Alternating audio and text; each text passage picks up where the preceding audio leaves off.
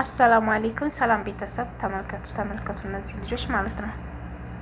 እንግዲህ ስንቶቻችንን እንደዚህ የሆንን የምንሰራው እንደዚህ የሆንን የመዳም ቅመሞች ሁላችንም ጋር አለች ይቺ ነገር።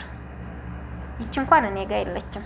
ይቺ እንደዚህ ደባቆ ምናምን እንደዚህ አይነት እንኳን ነገር ሰርቼ አላውቅም። ወላሂ እኔ እንደዚህ አይመጣልኝም ዘዴው ራሱ ማለት ነው።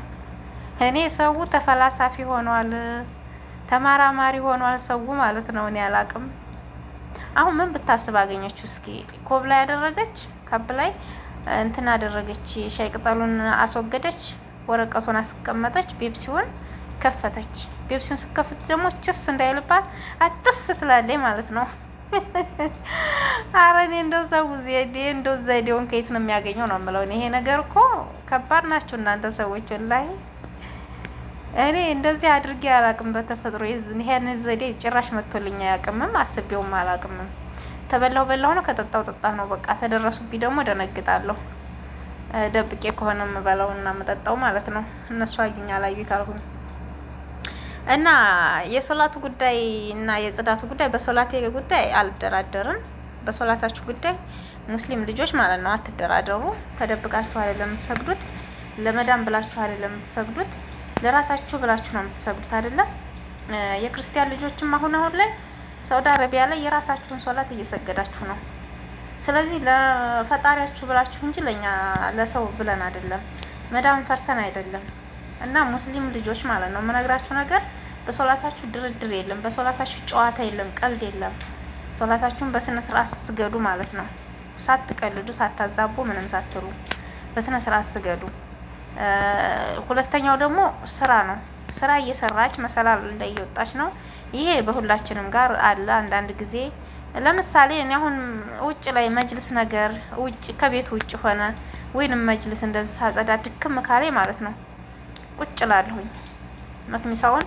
መክኒሳው ራሱ እየጮኸ ማለት ነው ቁጭ ላለሁ ድክም ካሌ ማለት ነው። ከሰለቸኝ ቁጭ ልና አረፍ ብዬ ትንሽ ራሱ መክኒሳውን ሳልዘጋው በቃ አረፍ ብዬ እንደገና ተነስቼ ጠርጋለሁ ማለት ነው።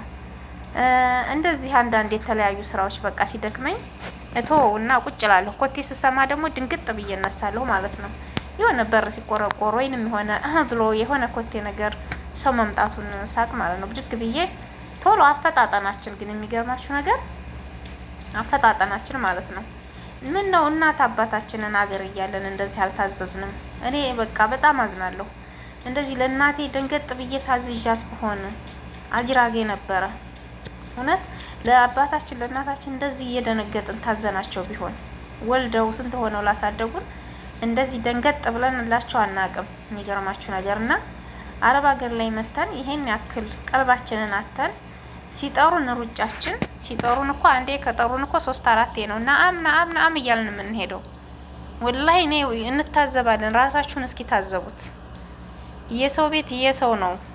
እንደው በቃ አቅላችንን ነው ቀልባችንን ንጥቅ ነው የሚያደርጉት እነዚህ አረቦች ማለት ነው። እና ይሄ በስራ ጉዳይ መለገም እናንተን ማለት የሁላችንም አለ። ግን ባንለግምና እንትን ባንል ይሄን ሁሉ ሲደረግ ደግሞ ዋናው ነገር መሰላችሁ የቤት ውስጥ ካሜራ እየቀረጻችሁ ነው።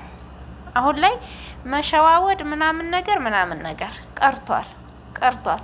አረ እዚህ ቤት ውስጥ እኮ ካሜራ የለም ብላችሁ ደግሞ እንዳትሸወዱ። እዚህ ቤት ውስጥ ምንም ቢሆን ካሜራ አያደርጉም ብላችሁ እንዳትሉ። ካሜራ ይደረጋል፣ እናንተ በማታዩት ቦታ ላይ ይደረጋል አለ ማለት ነው።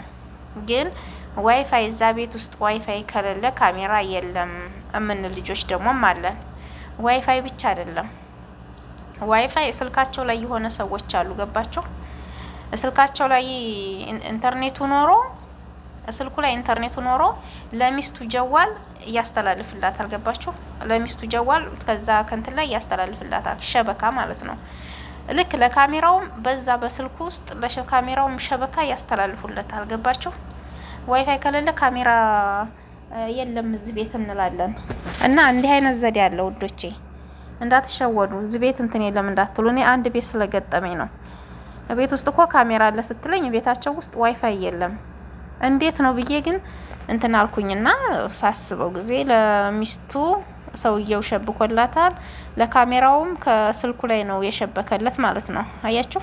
ከጀዋሉ ውስጥ ማለት ነው። እና አለ እንደዚህ አይነት ነገር እህቶቼ እንዳትሸወዱ። ራሳችሁን ሆናችሁ ስሩ። መዳሞች ይታዘቡናል ስንዋሻቸው፣ ስናጭበረብራቸው፣ ስንሰርቃቸው መዳሞች ይታዘቡናል። ቤት ውስጥ ያሉ ሁሉ ይታዘቡናል። ገባችሁ? ለምሳሌ አሁን እቺ ሶላት የምትሰግደው ልጅ እንግዲህ እሷ ቪዲዮ እየቀረጸች ሊሆን ይችላል ሚዲያ ላይ ለመልቀቅ። ስለዚህ በዛ በካሜራ ግን እየታየች ነው። የሆነ ኮቴ ስትሰማ ብድግ ብላ እንደገና ወደ ሶላት ስትገባ፣ ይችኛዋም የምታጸዳው እንደዛ ስትሆን፣ ይችኛዋም ፔፕሲ እንትን ብላ የሻይ ወረቀቱን አድርጋ ቅጠሉን በጥሳ ጥላ ፔፕሲ ስትቀዳ ኮብ ላይ ካሜራው በደንብ ያያታል። ከዚያ መዳሟ ትታዘባታለች። በደንብ ነው የምትታዘባት። በደንብ አንዳንድ መዳሞች አፍ አውጥተው አይናገሩም። ገባችሁ? በውስጣቸው ምቅ አድርገው የሚይዙ አሉ፣ እየሳቁብን ከላይ ከላይ ማለት ነው። ምስኪና ሰራተኞች እኮ ናቸው፣ ስደተኞች ናቸው፣ ምስኪን ናቸው፣ ፈርታ እኮ ነው የሚል ውስጣቸው የሚያዝም ማለት ነው። ጸጥ ነው የሚሉት፣ ምንም አይሉንም፣ ለኛ አይናገሩንም። አንዳንዶቹ ደግሞ ሊናገሩም ይችላሉም፣ ከቤታቸው ማስወጥተው ሂዱ ሊሉም ይችላሉ ማለት ነው። በጥፋታችን ምክንያት ኮንትራት ከሆናችሁ ወደ ሀገራችሁ ሊልኳችሁ ይችላሉ፣ ወይ ወደ ቢሮ ይመልሷችኋል ማለት ነው። እንደዚህ አይነት ጥፋት የምታጠፋ ሴት አልፈልግም ብለው ማለት ነው፣ ሰራተኛ አንፈልግም ብለው እና ይሄ ነገር እንዴት ታውታላችሁ?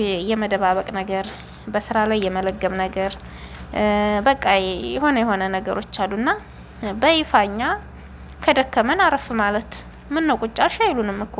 ለምን ተተሹ ቁጫሽ ስራውንም አይሉን። አይስ ቁጫ ለምን ቁጫሽ ካለችን ደግሞ ሾይ ብርታህ በሏት። ትንሽ እያረፍ ልበል ብዬ ነው ደከመኝ ወይንም እንደዚህ አመመኝና ራሴን ምናምን ደክሞኝ ነው በቃ ካላችኋቸው ምንም አይሉም። ከራስ በላይ ንፋስ የለም። እነሱም ከአቅማችሁ በላይ ስሩ አይሉም ማለት ነው መዳሞችና እህቶቼ። በአሁን ሰዓት ላይ ከሚታዘቡን ብዙ ነገሮችን ከሚሰበስቡብን ብዙ ነገሮችን ደግሞ ቪዲዮ እየቀረጹ ሚዲያ ላይ ከሚያወጡብን ራሳችንን ሆነን ብንሰራ የሚል አስተሳሰብ ነው ያለኝ። የመዳም ቅመሞች ማለት ነው። ቅመሞች ነን ሁላችንም አይደለ? እና የራሳችንን ሆነን እንስራ። በሶላታችን አንቀልድ፣ በማይቀልድ ነገር አንቀልድ። የሰው እቃ ደግሞ እያታለን አንብላ አንጠጣ፣ በይፋ አንብላ አንጠጣ። አሁን 2 ፊት ኪሳራ ነው። ሻይ ቅጠሉን ኪሳራ ገባ፣ እንደገና ፔፕሲዋን አከሰረች ባትች ሴትዮ ማለት ነው። እንደዚህ እያረጋችሁ በዛሬ አስቤዛ የሰው ንብረት አታባክኑ። ሰምታችኋል? እሺ። በተለይ እነዚህ ኡጋንዳ ምናምን እንደዚህ ናይጄሪያ ምናምን ልጆች ማለት ነው ብልሽሽት ብለዋል። በብዙ ነገሮች ነው ቪዲዮ የሚሰሩትና የሰው ቤት እንትን እያሉ የሰው ቤት አስቤዛ እያበላሹ ነው ያሉት ማለት ነው። ሀገራቸው ምን እንዳለና እንዴት ሆነው እንደመጡ ያን ነገር ሀገራችን ላይ ያለውን ነገር ብናስታውስ እላለሁኝ። እና ይሄ ነው የኔ አስተሳሰብ ማለት ነው። የእናንተ አስተሳሰብ ምን እንደሆነ እንግዲህ ትነግሩኛላችሁ። በነ መዳሞች እንትን ላይ መቀለድ አንችልም፣ ማን ይቅርብን የሚል አስተሳሰብ ነው ያለን። ሙስሊሞች ሶላታችሁን በአግባቡ ስገዱ፣ አትቀልዱ።